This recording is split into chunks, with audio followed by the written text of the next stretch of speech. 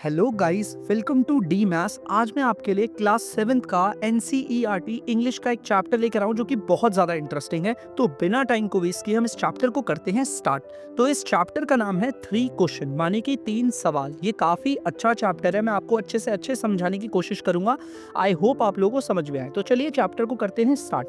तो बच्चे, कहानी शुरू होती है जिसमें ना हमें एक राजा दिखाया जाता है जिसको ना एक ख्याल आता है बच्चों। और ख्याल क्या आता है, राजा को ये ख्याल आता है कि अगर उसे 3 सवालों के जवाब मिल गए तो वो राजा बहुत ज्यादा शक्तिशाली हो जाएगा और उस राजा को कोई भी कभी भी नहीं हरा पाएगा। और मैं आपको बताता हूँ वो 3 सवाल जो राजा के दिमाग में आए वो क्या है। पहला सवाल, what is the right time to begin something, किसी भी काम को शुरू करने के लिए सही समय क्या होता है। दूसरा, which people should he listen to, कौन से लोग हैं जिनकी बातें राजा को सुननी चाहिए। तीसरा सवाल, what is the most important thing for him to do, राजा के लिए सबसे ज्यादा जरूरी काम क्या होता है। तो ये तीनों सवाल राजा के दिमाग में आते हैं जिससे कि उसे लगता है कि अगर वो इन तीनों सवालों के जवाबों को ढूंढ लेगा तो उसे कोई भी नहीं हरा सकता और वो बहुत ज्यादा शक्तिशाली और विद्वान हो जाएगा।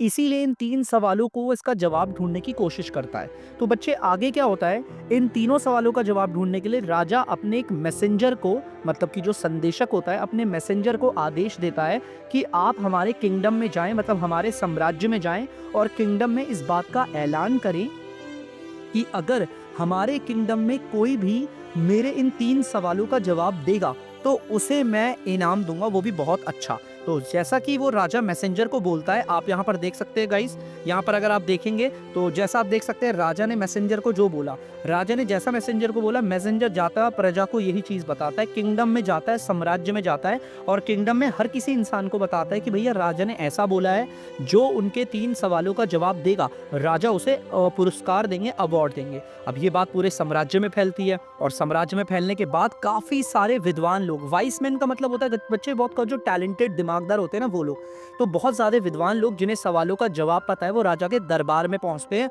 और हर इंसान अपना अलग अलग जवाब देता है। चलिए मैं आपको समझाता हूँ कैसे। देखिए, एक व्यक्ति आता है राजा को जवाब देने के लिए और उसके पास राजा के पहले सवाल का जवाब था।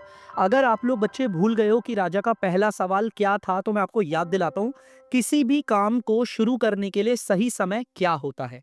तो यहाँ पर ये आदमी आता है राजा से मिलने, आप देख सकते हो यहाँ पे फोटो में। तो जो आदमी राजा से मिलने आता है वो पहले सवाल के जवाब में राजा को बोलता है कि राजा जी, आपको अगर ये जानना है कि किसी भी काम को शुरू करने के लिए सही समय क्या होता है तो उसके लिए आपको बनाना पड़ेगा एक टाइम टेबल। वो बताता है कि राजा जी, अगर आप टाइम टेबल बनाओगे तो टाइम टेबल के अनुसार आप किसी भी काम को टाइम पे कर पाओगे, मतलब कोई भी काम हो आप उसे आराम से टाइम पे कर सकते हो। ठीक है, तो यहाँ पर वो राजा को ये एडवाइस करता है। देखो, सवाल को बड़ी गौर से सुनना, किसी भी काम को करने का सही समय क्या होता है। और यहाँ पर यह आदमी जवाब क्या देता है, राजा जी, अगर आप एक टाइम टेबल बनाओगे और टाइम टेबल के हिसाब से चलोगे तो आप किसी भी काम को सही समय पर कर सकते हो। राजा सुन लेता है, भाई ठीक है, इसने बताया है, आके बता के गए हैं, ठीक है। राजा अपने दिमाग में रखता है जवाब। फिर यहाँ पर आता है कोई दूसरा व्यक्ति। अब वो राजा को बोलता है, राजा जी एक बात बताइए। यहाँ पर ये व्यक्ति आके बोलता है, राजा जी एक इम्पॉसिबल चीज है। ये यहाँ पर व्यक्ति जो आपके सामने यहाँ पर फोटो में दिख रहा है, इसमें ये यहाँ पर वो गाइस, ये जो आदमी है ये बोलता है, राजा जी मैं नहीं मानता कि अगर आप टाइम टेबल बनाकर किसी काम को करते हो तो वो सही समय पे होगा। बच्चे, अब मैं जो बात बोलूंगा ना उसे बड़ी गौर से सुनना, क्योंकि जो गौर से सुनेगा वही इस सवाल को समझ पाएगा। ये आदमी कहता है, राजा जी टाइम टेबल बनाकर चलने से आप काम को समय पर कर सकते हो, लेकिन उस काम को सही समय पर होगा ये नहीं पता। देखो एग्जाम्पल पे जैसे इसने राजा को समझाया, मैं आपको समझाने की कोशिश करता हूँ। ठीक है बच्चे, जैसे मान लीजिए मैंने टाइम टेबल बनाया जिसमें कि मैं सुबह 7 बजे उठूंगा, 8 बजे नाश्ता करूंगा और 9 बजे अपनी ट्यूशन क्लासेस जाऊंगा। ठीक है, अब एक बात बताओ, मैं अगर टाइम टेबल पे चलूँ तो 7 बजे मैं उठूंगा, 8 बजे मैं नाश्ता करूंगा और 9 बजे मैं ट्यूशन जाऊंगा, मगर 7 बजे उठना सही होगा ये तो डिसाइड नहीं होता। 8 बजे ही खाना खाना मेरे लिए सही होगा ये भी डिसाइड नहीं होता। और सेम 9 बजे ही मैं ट्यूशन जाऊं तो ये भी डिसाइड नहीं है कि वो सही समय है। क्या पता ट्यूशन जाने का सही समय मेरे लिए 7 बजे हो, नाश्ता मेरा 9 बजे का सही रहेगा और जो बाकी काम होंगे मेरे अदर टाइम्स पे। तो यहाँ पर ये राजा को बोलता है कि राजा जी, जो पहले वाला बंदा आपको उस पहले सवाल का जवाब बता के गया था ना टाइम टेबल, कह रहे वो गलत है। टाइम टेबल के हिसाब से हम काम को टाइम पे करते हैं, सही टाइम पे नहीं करते। तो राजा जी इनकी भी सुन लेता है। ठीक है भाई, आप देखो यहाँ पर एक बंदा आता है, यहाँ पर ये कहता है कि राजा जी मेरे पे आपके पहले सवाल का जवाब है। अगर आप जानना चाहते हो कि किसी भी काम को सही समय पर कब करें, मतलब कैसे पता करें किसी भी काम को करने का सही समय, तो आप अपने पास रखो मंत्री, वो भी वाइस मैन के। मैंने बच्चों इससे पहले भी आपको बताया था, वाइस मैन का मतलब होता है बहुत इंटेलिजेंट लोग। तो यहाँ पर ये जो आदमी दिख रहा है आपको, ये राजा को बोलता है कि आप ना अपने दरबार में काफी सारे इंटेलिजेंट लोगों को बैठाओ और उनसे पूछो। देखो ऐसा कुछ चाह रहा है वो, देखो वो चाहता है राजा के पास काफी सारे वो हो, मतलब दरबार में ऐसे सारे लोग हो जो वाइस मैन हो। वाइस का मतलब ये टैलेंटेड हो, काफी ज्यादा टैलेंटेड। राजा को अगर कोई भी काम करना हो तो राजा इनसे पूछे कि भाई मैं इस काम को इस समय पर करूं या ना करूं, क्योंकि राजा यही जानना चाहता है ना कि किसी भी काम को करने का सही समय क्या होगा। तो एग्जाम्पल पे जैसे राजा को अगर किसी से लड़ाई करनी है तो लड़ाई कब करनी है, राजा अपने वाइसमैन से पूछेगा। हाँ भाई आप बताइए मुझे वाइसमैन जी, अगर मुझे फलाना से लड़ाई करनी है तो उसको लड़ाई करने का सही समय क्या होगा। अगर राजा जी को अपने बच्चों में अपनी संपत्ति को बांटना है तो वो अपने वाइसमैन से पूछेगा, हाँ जी आप बताइए मैं अपनी संपत्ति को अपने बच्चों में बांटना चाहता हूँ, तो ये मैं कैसे करूँ, कैसा सही, कौन सा टाइम सही रहेगा अपनी संपत्ति को बांटने का। तो यार ये सारी चीजें वो बोलता है। ये जो आदमी है ना यहाँ पर आया हुआ, ये बताता है राजा को कि राजा जी आप एक काम करिए, अपने दरबार में वाइसमैन रखिए और उनसे पूछिए किसी भी काम को करने का सही समय क्या होगा, और वो जो टाइम बताएं उसके अनुसार आप अपना काम कीजिए। तो कहता है ठीक है। अब भाई कुछ और लोग भी आते हैं दरबार में। अब दरबार में एक आदमी आता है, देखो ये क्या कहता है।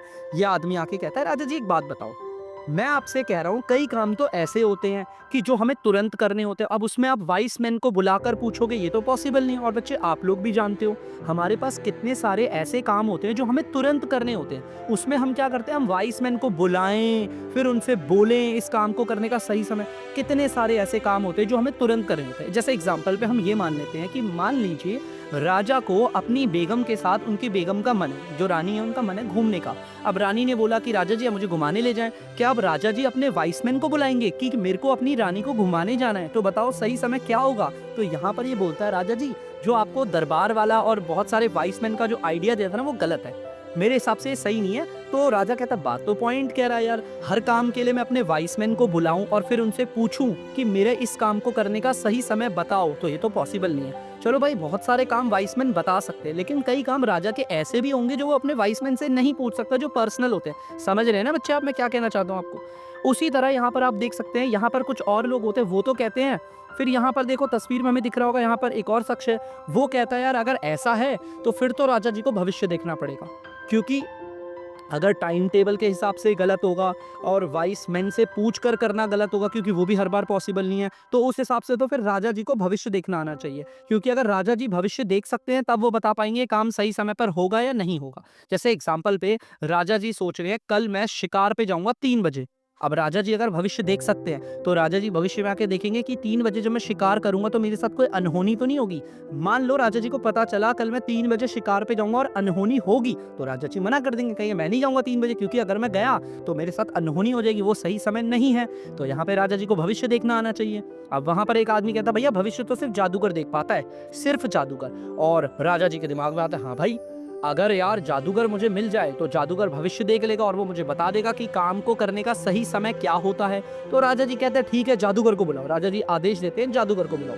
ठीक है भाई, ये सभी लोगों ने अभी तक जितने भी जवाब दिए पहले सवाल के लिए दिए थे।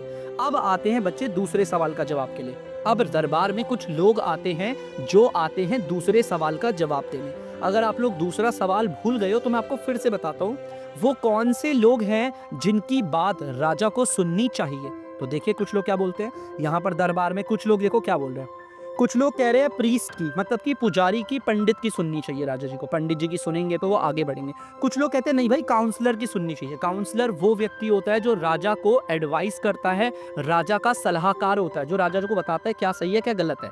कुछ लोग कहते हैं नहीं वैद्य की सुननी चाहिए राजा को, भाई डॉक्टर्स की। कुछ लोग कहते हैं नहीं सिपाहियों की सुननी चाहिए, सिपाही तो राजा जी को युद्ध में जिताते हैं। देखो ये सारे के सारे लोग कौन से सवाल का जवाब दे रहे हैं, दूसरे सवाल का। और दूसरा सवाल आप सभी को पता है, दूसरा सवाल ये है कि राजा जी को किसकी बात सुननी चाहिए।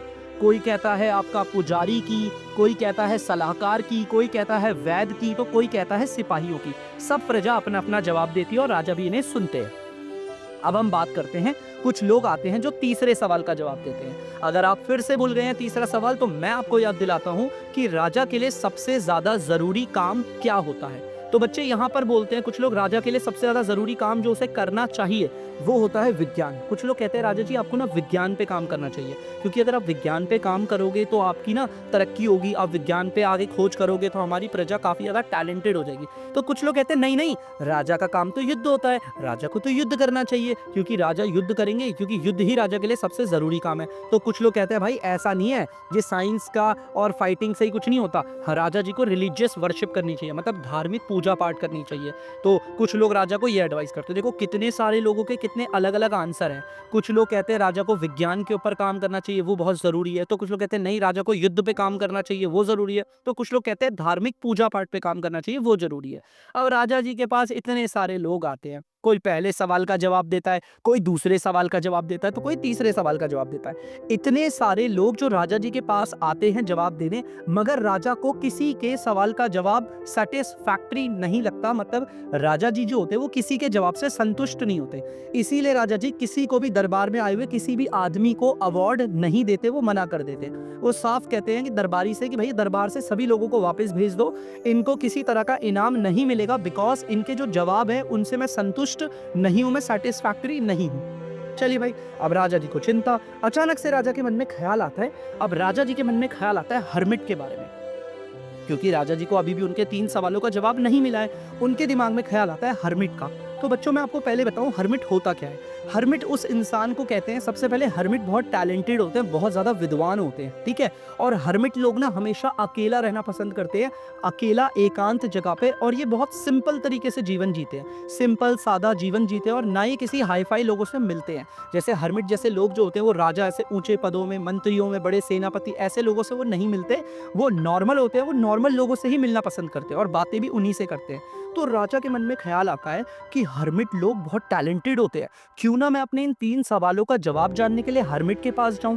तो राजा जी सोचते हैं, तो राजा जी कहते हैं ठीक है, एक काम करता हूं, हमारे साम्राज्य में हर्मिट कहाँ रहते हैं पता करता हूं, और फिर वहीं जाकर अपने सवालों का जवाब लेता हूं। बच्चे मैंने ऐसा आपको बताया, हर्मिट जो होता है बहुत सिंपल इंसान होता है। जैसे इस तस्वीर में आपको हर्मिट दिख रहा है। हर्मिट एक ऐसा इंसान होता है जो काफी सिंपल और सादा जीवन जीते हैं, और वो किसी से ज्यादा मिलना जुलना पसंद नहीं करते, एकांत में रहते हैं, और खुद भी आम आदमी है, सिंपल आदमी, और सिंपल लोगों से ही मिलते हैं, बात करते हैं, ठीक है। अब राजा जी क्या करते हैं, राजा जी पहले अपना वेशभूषण धारा करते हैं, मतलब सिंपल से कपड़े पहनते हैं, हर्मिट से मिलने जा रहे हैं। और हर्मिट तो राजा से थोड़ी मिलेगा, हर्मिट तो राजाओं से मिलते ही नहीं, हर्मिट तो सिंपल आदमी है, और सिंपल आदमी से मिलेंगे तो राजा थोड़ा सिंपल कपड़े पहन लेते हैं, और अपनी सेना को और अपने घोड़ों के साथ एकदम तैयार होकर मस्त तरीके से चल देते हैं हर्मिट की ओर।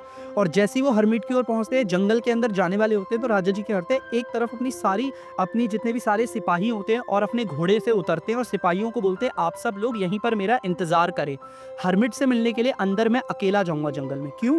क्योंकि मैंने आपको बताया था ना, हर्मिट जो होता है बच्चे, वो कभी भी वो सिंपल लोग होते हैं, वो कभी हाई फाई लोगों से नहीं मिलते। राजा जी जब चाहते हैं हर्मिट से मिलने, तो वो चाहते हैं मैं एकदम सिंपल आदमी बन के जाऊं।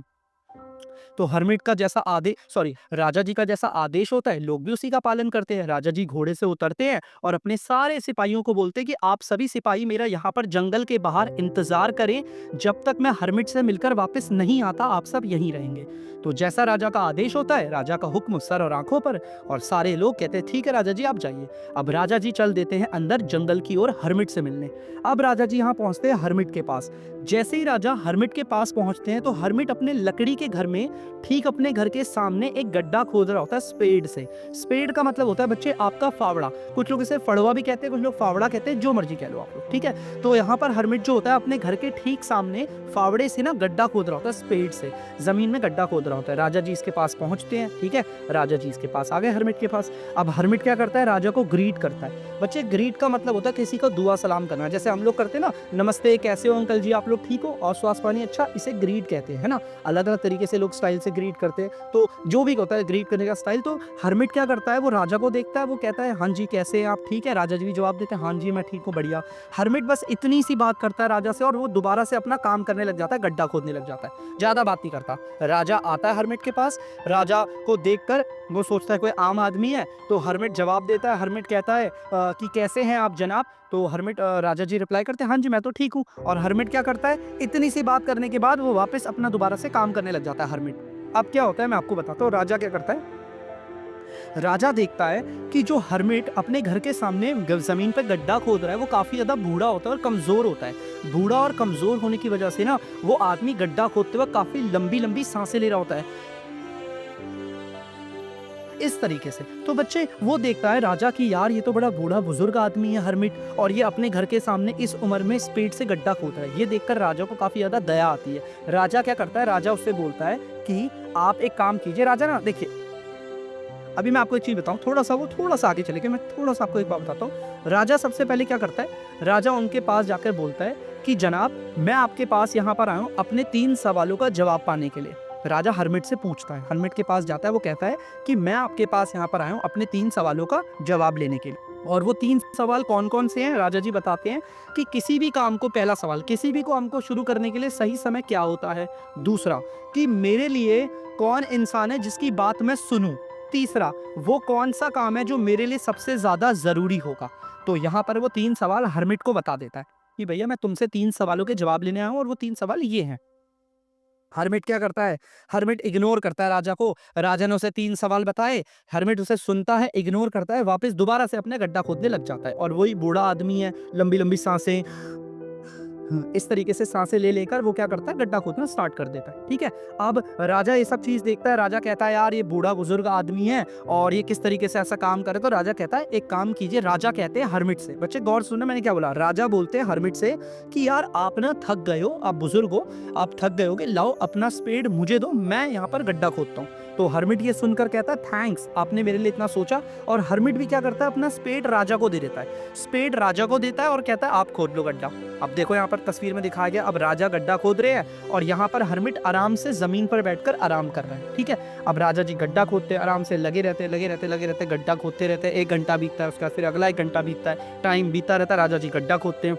अब यहाँ पर क्या होता है, राजा जी ना जमीन के अंदर 2 बेड गहरा गड्ढा खोदते थे। बच्चे गौर से सुनना, यहाँ पर इसे याद रखना, राजा जी जमीन के अंदर कितना गहरा गड्ढा खोदते हैं, 2 बेड। वो 2 बेड आपके घर वाला बेड नहीं है, ठीक है ना, एक मेजरमेंट होता है, वो 2 बेड नीचे गड्ढा खोदते हैं। और गड्ढा खोदने के बाद राजा जी दोबारा से, देखो राजा जी ने देखो 2 बेड गड्ढा खोद दिया जमीन पे, उसके बाद राजा जी दोबारा से हर्मिट से दोबारा वही सवाल कहते हैं कि आप मेरे इन 3 सवालों का जवाब दे दीजिए। हर्मिट से बोलते हैं, ठीक है भाई, हर्मिट से बोल दिया। अब हर्मिट क्या करता है, देखो हर्मिट जमीन पर से खड़ा उठता है, खड़ा उठने के बाद वो अपनी बॉडी को एकदम अंगड़ाता है, अपनी बॉडी को स्ट्रेच करता है, हाथ पैरों को एकदम उठाकर, देखो आप तस्वीर में देख सकते हो, हर्मिट इस तरीके से अपनी बॉडी को स्ट्रेच करता है। और स्ट्रेच करने के बाद वो राजा को कहता है कि लाओ अब स्पेड मुझे दे दो। राजा को कहता है आप मुझे स्पेड दे दो, अब आप थक गए हो, आप आराम करो और मैं गड्ढा खोदता हूँ। मतलब राजा यहाँ पर अपने 3 सवालों का जवाब पूछ रहे हैं, लेकिन हर्मिट जवाब नहीं देते। वो बदले में क्या बोलते हैं, वो कहते हैं, खड़े उठते हैं, अपनी बॉडी को स्ट्रेच करते हैं और बोलते हैं कि आप थक गए होगे, अब आप बैठिए, स्पेड मुझे दीजिए, मैं गड्ढा खोदता हूँ। तो ये सब देखकर राजा क्या करता है, राजा जी स्पेड नहीं देते। राजा जी जो होते हैं ना, राजा जी देखते हैं यार ये तो बूढ़ा आदमी है, तो राजा जी स्पेड नहीं देते। राजा क्या करते हैं, खुद दोबारा से गड्ढा खोदना शुरू कर देते हैं। वो हर्मिट की बात नहीं सुनते, राजा जी खुद दोबारा गड्ढा खोदने कहते हैं, बूढ़ा इंसान है, क्यों बुजुर्ग आदमी को स्पेड देकर फिर खुद आराम करूँ और इससे गड्ढा खोदूँ। तो राजा जी मना कर देते, राजा जी कहते हैं कोई नहीं, आप विश्राम कीजिए, मैं गड्ढा खोदूंगा। तो राजा जी दोबारा से गड्ढा खोदना शुरू कर देते हैं, वो जमीन पर गड्ढा खोद रहे होते हैं। अब अचानक से क्या होता है, गड्ढा खोदते खोदते ना शाम हो जाती है, बहुत देर हो जाती है। तो राजा जी कहते हैं यार इतनी शाम हो गई, मैं गड्ढा खोद रहा हूँ और हर्मिट मुझे मेरे सवाल का जवाब भी नहीं दे रहे हैं। तो वो क्या करते हैं, शाम का टाइम हो जाता है, अंधेरा, सूरज बस डूब रहा होता है। तो राजा जी जाते हैं हर्मिट के पास और वो कहते हैं सुनिए, अगर आप, मैं आपसे, मतलब वो कहते हैं अगर आप मेरे 3 सवालों का जवाब दे सकते हैं तो प्लीज मुझे दे दीजिए, और अगर आप जवाब नहीं दे सकते तो वो भी बता दीजिए, क्योंकि अगर आप जवाब नहीं देंगे तो मैं घर को वापस लौट जाऊंगा। ये चीज वो बोलते हैं, ठीक है। और वो क्या करते हैं, जो जिस स्पेड से ना वो गड्ढा खोद रहे होते हैं राजा, उस स्पेड को ऐसे जमीन पर ऐसे गाड़ देते हैं, हल्का सा ऐसे गाड़ देते हैं, स्टेक लगाने के लिए खड़ा करके रख देते हैं, गाड़ देते हैं। और वो सेम चीज बोलते हैं हर्मिट से कि भैया अगर आप मेरे 3 सवालों का जवाब दे सकते हैं तो दीजिए, और अगर नहीं दे सकते तो मैं वापस चला जाऊंगा। तो ये चीज बोलते, इतने में यहाँ बातें हो रही होती है। अचानक से राजा जी देखते हैं कि एक दाढ़ी वाला आदमी राजा और हर्मिट की तरफ भागता हुआ आता है। और जो आदमी, बच्चे आपको दिख रहा है ना, जो ये भागता हुआ आता है, ये राजा की तरफ आ रहा होता है। ये जो भागता हुआ आता है, इसके ना यहाँ पे स्टमक पे, मतलब यहाँ पर पेट की साइड पे ना, यहाँ पर बहुत घाव होता है जहाँ से खून निकल रहा होता है, बहुत ज्यादा खून निकल रहा होता है। अब ये आदमी दौड़ता दौड़ता राजा और हर्मिट के पास आता है और नीचे गिर जाता है। राजा जी और हरमिट देखते हैं कि इसके पेट पे बहुत बड़ा घाव होता है और उसमें से खून निकल रहा होता है। तो राजा जी क्या करते हैं, इसके कपड़ों को, राजा और हरमिट मिलकर इसके कपड़ों को फाड़ते हैं और देखते हैं इसके पेट में घाव कहाँ पर है। देखो इस ज़मीन पर लेटा हुआ है, राजा और हरमिट दोनों के दोनों इसके घाव को देखते हैं, इसके घाव पे से बहुत ज़्यादा खून निकल रहा होता है। तो राजा जी क्या करते हैं, अपने हैंडकरचीफ मतलब कि अपना रुमाल लेते हैं और रुमाल से इसके घाव को साफ भी करते हैं और खून को रोकने की कोशिश करते हैं। लेकिन खून नहीं रुकता बच्चे, बार-बार लगातार खून बह रहा होता है। लेकिन राजा जी भी पूरी ईमानदारी से उसके पेट को अच्छे से साफ करते हैं, उसके घाव को और उसके खून को रोकने की कोशिश करते हैं। फिर कुछ देर बाद राजा जी क्या करते हैं, उस घायल आदमी को, जो घायल बियर्ड मैन होता है ना, दाढ़ी वाला आदमी, इसको बिठाते हैं और इसके लिए फ्रेश वाटर लेकर आते हैं, पीने वाला पानी, और इसको पीने वाला पानी देते हैं। ठीक है, पीने वाला पानी देते हैं पीने के लिए। और अब आपको पता है, जब राजा और हरमिट बात कर रहे थे तभी सूरज डूबने वाला था और अब तो काफ़ी ज़्यादा अंधेरा होने लगता है और ठंडी-ठंडी हवाएँ चल रही होती है। ऊपर से ये दड़ियल, ये जो बियर्ड वाला मैन आके आया है घायल, ये भी बेचारा काफ़ी घायल होता है। तो राजा जी सोचते हैं इसे इस तरीके से बाहर रखना सही नहीं होगा। वो क्या करते हैं, राजा जी और हरमिट, ये जो राजा होते हैं और हरमिट होते हैं, ये दोनों के दोनों मिलकर क्या करते हैं, इस आदमी को घर के अंदर, ये जो वो होता है ना हरमिट उनका घर, उसके अंदर ले आकर बेड पे लेटा देते हैं ताकि वो यहाँ पर आराम करे, क्योंकि बाहर तो काफ़ी ज़्यादा ठंडी-ठंडी हवाएँ चल रही है और अंधेरा भी हो चुका है, जंगली जानवरों का भी खतरा होता है। तो ऐसा ही करते हैं, राजा जी इसे लेटा देते हैं। अब इसे लेटाने के बाद राजा जी खुद भी तो थक गए हैं, पूरा दिन आज राजा जी गड्ढा खोदने में थे हरमिट की मदद की वजह से। तो राजा जी भी थकते हैं, इसलिए वो क्या करते हैं, थक कर वो फर्श पर लेटकर वहीं सो जाते हैं। ठीक है, अब भाई राजा जी भी सो गए। अब अगले दिन सुबह होती है, राजा जी उठते हैं, आराम से उठने के बाद उस घायल आदमी के पास जाते हैं, जो वाउंडेड मैन होता है, जिसे चोट लगी होती है। अब राजा जी उस घायल आदमी के पास जाते हैं। अब देखो होता क्या है, घायल आदमी क्या कहता है, घायल आदमी कहता है, बच्चे ध्यान सुनना, घायल आदमी कहता है, मुझे माफ कर दो, मुझे माफ कर दो। राजा जी कहते हैं, क्या, मैं तो तुम्हें जानता तक नहीं हूँ और तुमने मेरे साथ किया ही क्या है जो मैं तुम्हें माफ करूँ। राजा जी रिप्लाई करते हैं, राजा जी कहते हैं, यार मैंने तो कुछ किया ही नहीं, मैं तो, राजा जी कहते हैं, मैं तो तुम्हें जानता नहीं, फिर मैं तुम्हें माफ क्यों करूं, किस चीज के लिए करूं। तो यहाँ पर वो आदमी देखो क्या रिप्लाई करता है। आदमी कहता है, यहाँ पर देखिए ध्यान से, ये वो घायल आदमी है, ये राजा है। ठीक है, तो आदमी क्या कहता है, आदमी कहता है कि मैं आपका दुश्मन हूँ। और आदमी कहता है, मैं बताता हूँ आपको राजा जी। वो आदमी कहता है, मैं आपका दुश्मन हूँ और मैंने कसम खाई थी कि मैं आपसे बदला लूंगा। और वो एक और बात बोलता है और वो कहता है कि आपने मेरे भाई को मारा था। ये जो घायल आदमी है ना, वो राजा को कहता है कि मैं आपका ना दुश्मन हूँ। क्यों? क्योंकि आपने एक बार मेरे भाई को मारा था और मेरे भाई को मारने के बाद मेरी सारी संपत्ति, मानी कि मेरी सारी ज़मीन और जायदाद आपने अपने कब्जे में ले ली थी। इसीलिए मैंने कसम खाई थी कि मैं आपसे बदला लूँगा और आपको मारूँगा। तो ये घायल आदमी बताता है ऐसे, कहता है, मुझे माफ़ कर दो, मुझे माफ़ कर दो, ऐसे माफ़ी माँगता है। अब राजा ये सब सुनता है। उसके बाद वो घायल आदमी कहता है कि आपने संदेशा भिजवाया था और चारों तरफ पूरे साम्राज्य में बात फैली थी कि राजा जी हरमिट से मिलने जा रहे हैं, जो कि जंगल में अकेला रहता है। वो कहता है, देखो उसके दिमाग में ख्याल आता है ना, वो कहता है, मुझे पता चलता है आप हरमिट से मिलने अकेले जा रहे हो, पूरी सेना को जंगल के बाहर ही रख दिया आपने खड़ा। तो वो कहता है, ये घायल आदमी कहता है कि मैंने प्लान बनाया कि जब आप जंगल में अकेले जाओगे हरमिट से मिलने, तो मैं जाऊँगा और आप पे वार करूँगा और आपको मार दूँगा। तो राजा जी सुन रहे होते हैं। राजा जी कहते हैं, फिर क्या हुआ? तो राजा जी कहते हैं कि फिर बताओ आगे क्या हुआ, तुमने तो मुझे मारा ही नहीं। वो कहता है, मेरी किस्मत खराब है, जब मैं आपको मारने के लिए आया तो जंगल के बाहर आपकी सेना खड़ी हुई थी और उसमें सेना के लोगों ने मुझे पहचान लिया कि ये राजा का दुश्मन है। तो उन लोगों ने पकड़कर मुझे मार दिया और मुझे मारा तो मैं जैसे तैसे अपनी जान बचाकर, उन्होंने मेरे पेट पे ऐसे चाकू भी मार दिया, मैं जैसे तैसे जान बचाकर जंगल की ओर भागा हूँ और आप लोगों के पास आया हूँ। और फिर राजा को बताता है कि ये राजा वो कहता है कि मुझे माफ़ कर दो, मैं कितना गलत था। ये आदमी कहता है, मुझे माफ़ कर दो, मैं कितना गलत था। मैं आपको मारना चाहता था लेकिन आप ही ने मेरा जीवन बचाया। जब मैं आपके पास आया, आपने मेरे घाव को साफ़ किया, आपने मेरे पे जो कपड़ा लगा के रुमाल से मेरे घाव को खून बहता रोका, मुझे पानी पिलाया, मुझे अंदर सुलाया, तो मैं गलत था। और वो ये कहता है कि आज से मैं कसम खाता हूँ कि मैं अब आपका सबसे बड़ा सेवक बनूँगा। ये आदमी कहता है, जो राजा को मारना चाहता था वो बदल गया। वो कहता है, राजा जी मैं आपका सबसे बड़ा सेवक बनूंगा और जिंदगी भर ईमानदारी से आपकी सेवा करूंगा, और मैं ही नहीं, मैं अपने बच्चों को भी बोलूंगा कि वो भी आपकी सेवा करें। अब ये सब सुनकर राजा जी खुश होते हैं। राजा जी कहते हैं, चलो कोई बात नहीं, तुम मेरे दुश्मन थे लेकिन अब तुम बदल गए हो। राजा जी को खुशी इसलिए होती है बच्चों कि उनका जो दुश्मन होता है वो उनका दोस्त बन गया होता है बिना कुछ किए। राजा जी कहते हैं, कितनी आसानी से मेरा दुश्मन मेरा दोस्त बन गया, मुझे पता भी नहीं चला। तो राजा जी बहुत ज्यादा खुश होते हैं इस चीज से। और राजा जी खुश होकर फिर उससे क्या बोलते हैं, देखो राजा जी बोलते हैं सबसे पहले कि मैं अपने सिपाहियों को भेजूंगा ताकि मेरे सिपाही तुम्हें अच्छे से तुम्हारे घर छोड़ दें। इसके अलावा मैं अपने वैद्य को, जो मेरा वैद्य है, मैं उसको आपके पास भेजूंगा, जो आपके घाव लगे हो उसको ठीक कर देगा, अच्छी आपको दवाइयाँ देगा। इसके साथ साथ राजा जी उसे बोलते हैं और मैं वादा करता हूँ कि जो ज़मीन और जायदाद मैंने आपसे छीनी थी मैं वो भी आपको वापस कर दूंगा।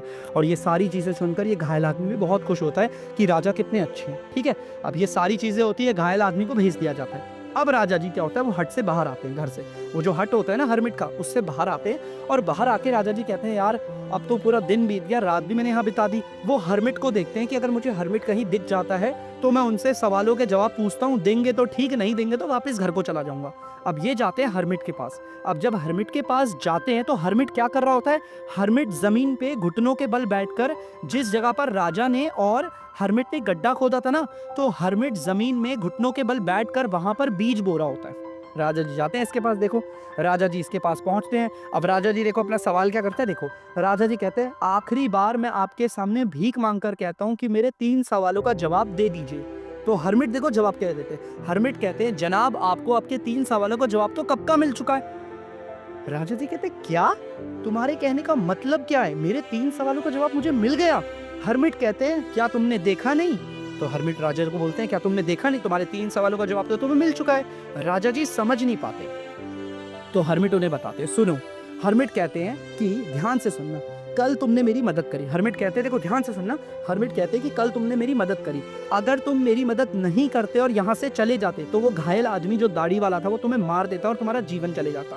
तो यहाँ पर हरमिट जी कहते हैं कि सबसे इम्पोर्टेंट क्या था कि जो तुमने मेरी गड्ढा खोदने में मदद करी, सबसे ज़्यादा इम्पोर्टेंट। और दूसरा वो कहता है कल सबसे ज़्यादा इम्पोर्टेंट आदमी तुम्हारे लिए मैं था क्योंकि तुमने मेरी मदद करी। इसके अलावा वो कहते हैं, यहाँ पर हरमिट कहते हैं और तुम्हारा सबसे अच्छा और ज़रूरी काम क्या था, तुमने मेरे साथ सही चीज़ करी, तुमने मेरी गड्ढा खोदने में मदद करवाई, तुमने मेरे साथ अच्छा किया।